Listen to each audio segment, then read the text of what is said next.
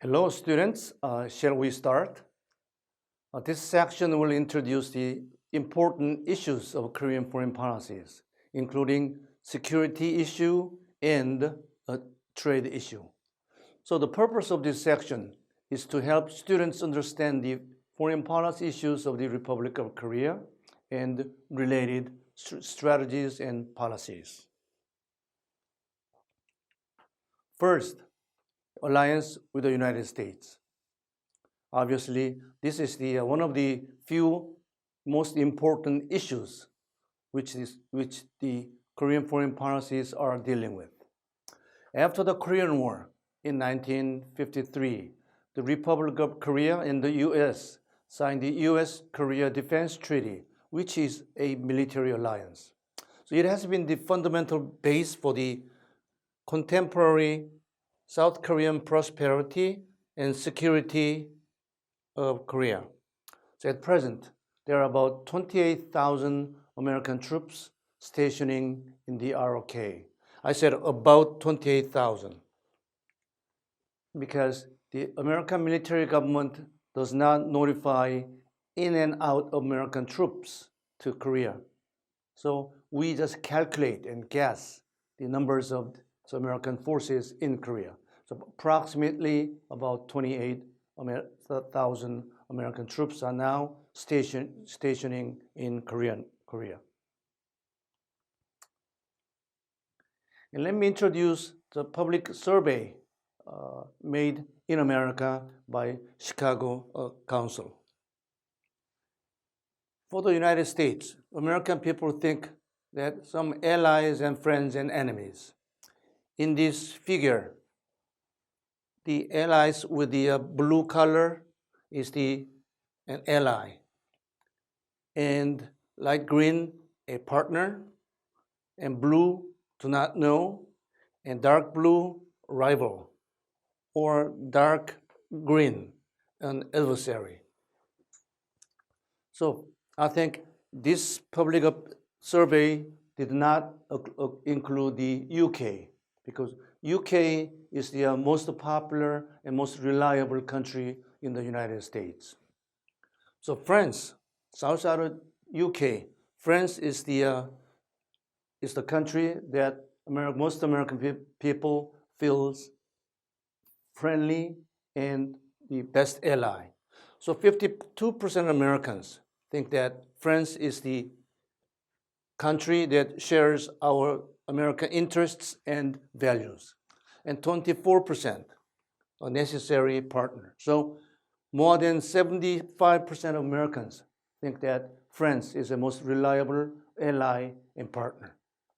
Germany, about 42%,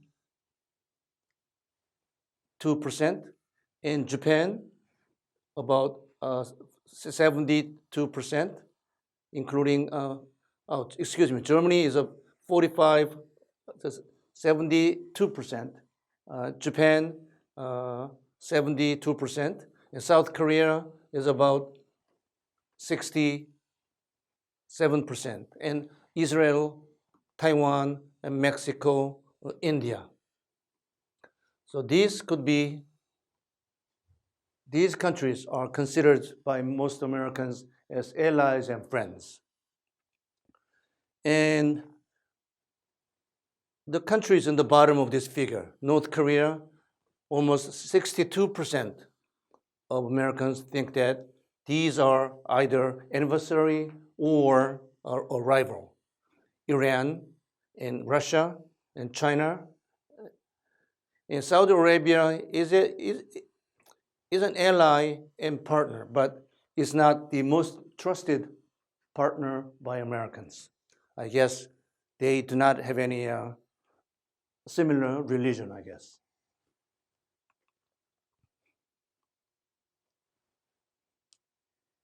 And after the Korean War, there was a continuous threat from North Korea, including the armed provocation, and in many cases, the armed North Korean soldiers infiltrated through DMZ and through the bombs to the crowded buses on the streets in the daytime, or kidnapped the civilians, and they violated the armistice agreements.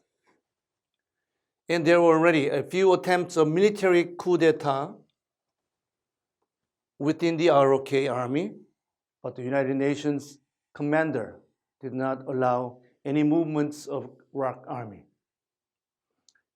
Because at the time, the command of the Korean army was in the hands of the United Nations.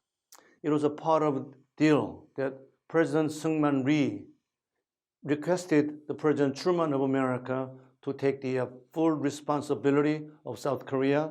Instead, he was not going to sign the truce. Also, he transferred the command of Korean army to the United Nations. At the same time, South Korea, as a chief ally in the East Asia, also enjoyed an unlimited access to the US market, even though South Korea was an unfair trading country during 1960s and 70s,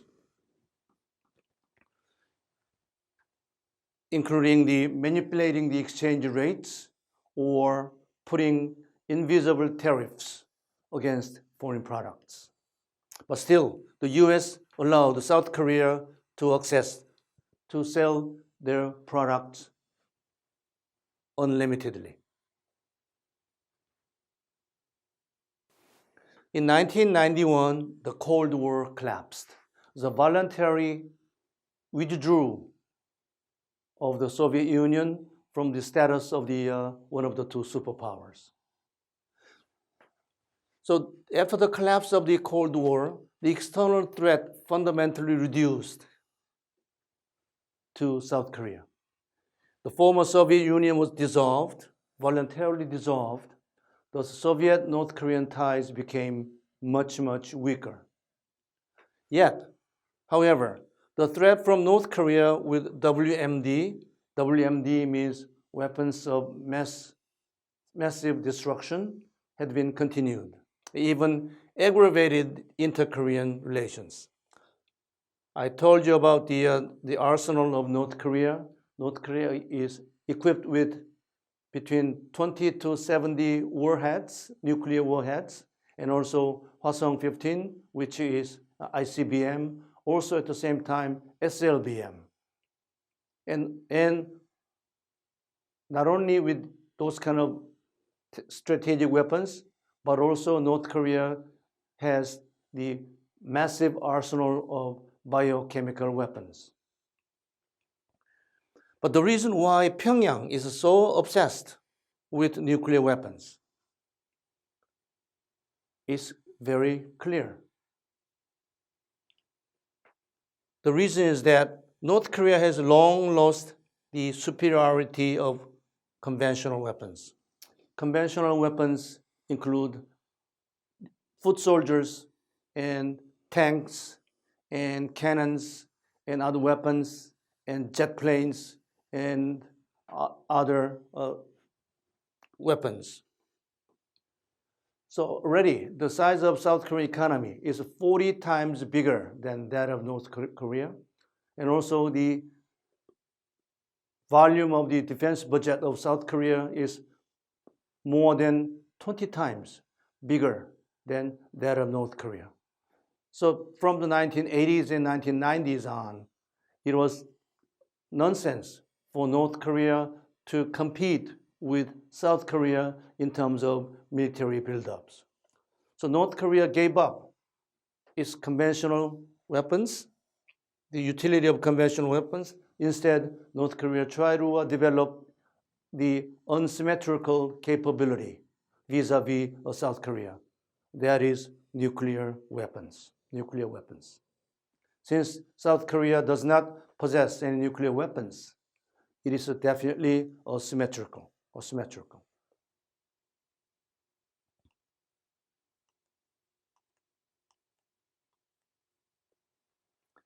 Now, let me introduce a public opinion poll in South Korea on the United States and China.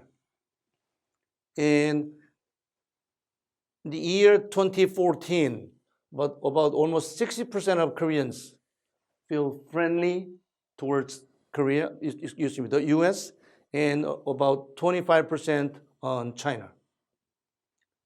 A year later, the statistics of America remains the same, and the feeling toward China went up a little bit, and same thing here. But from the year 2017, the feeling towards America sharply increased, and toward China declined drastically. It's largely because of the Chinese sanction against South Korean economy.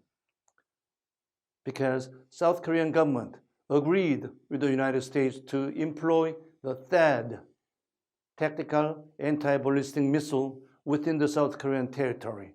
So China strongly opposed to it. So China put the economic sanctions against South Korea. And in the year 2020, we couldn't find the further statistics. Probably this number went up a little bit, and this number went down sharply.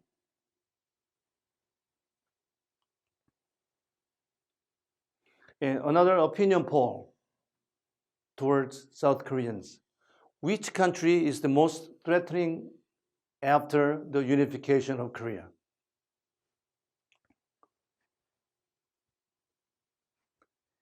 In 2015, Japan was considered by most Koreans the most threatening country even after unification.